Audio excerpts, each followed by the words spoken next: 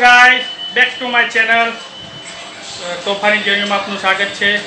તો આજે ગુલાબજાંબુ બનાવવાનો પ્રોગ્રામ ચાલુ છે। તો તમે જોઈ શકો છો આપણે ગુલાબજાંબુ આજે બનાવવાના છે। ઘરે પહેલી વાર ગુલાબજાંબુ બનાવીએ છીએ, કેવા બને છે તે જોતા રહેજો। કોમેન્ટ કરજો કે સારા બને કે ખરાબ બને છે। ગુલાબજાંબુ બનાવવાની રીત લખી છે કે 100 मिली पानी अंदर धीरे धीरे डालकर नरम और मुलायम गूंथ लीजिए।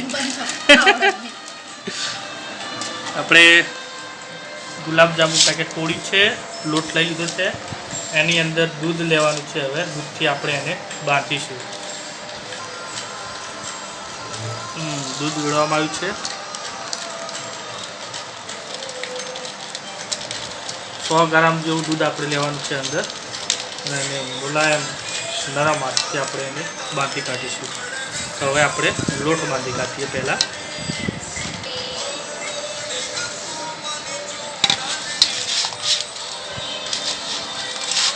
લોટ બાંધવાનું ચાલુ છે,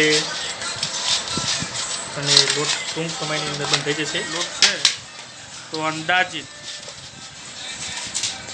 લગભગ 40 થી 45 જેટલા ગુલાબજાંબુ બનવાની શક્યતા રહેલી છે।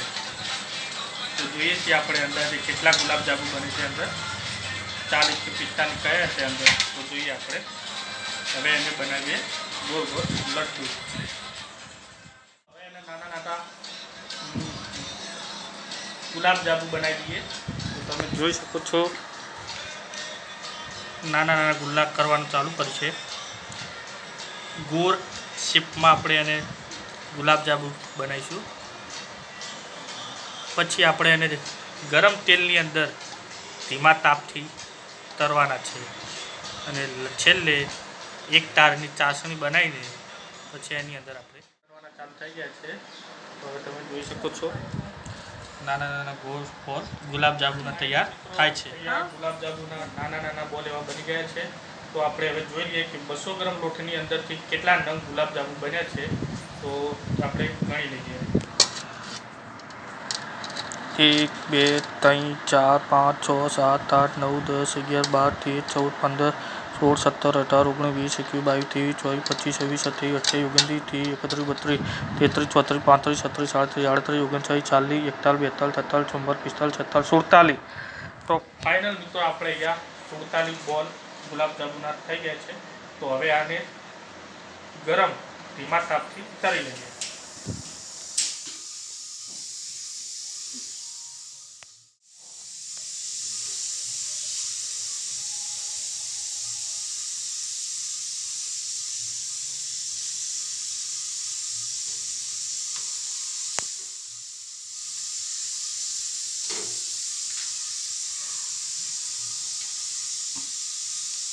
એકદમ કડક લાલ ના થઈ જાય। બધા નોખી દીધા હતા થઈ ગયા ભાઈ, કડક ના થઈ જાય।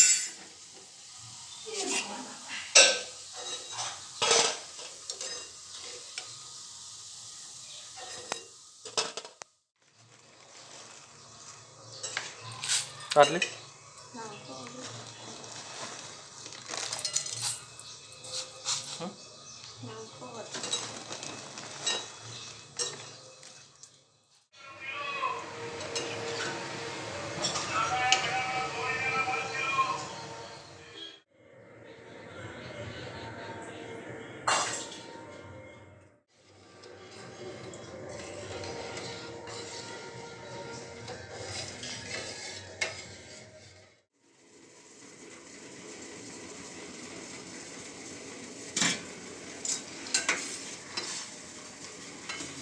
फाइनली गुलाबजांबू तैयार થઈ ગયા છે ચાસણીની અંદર।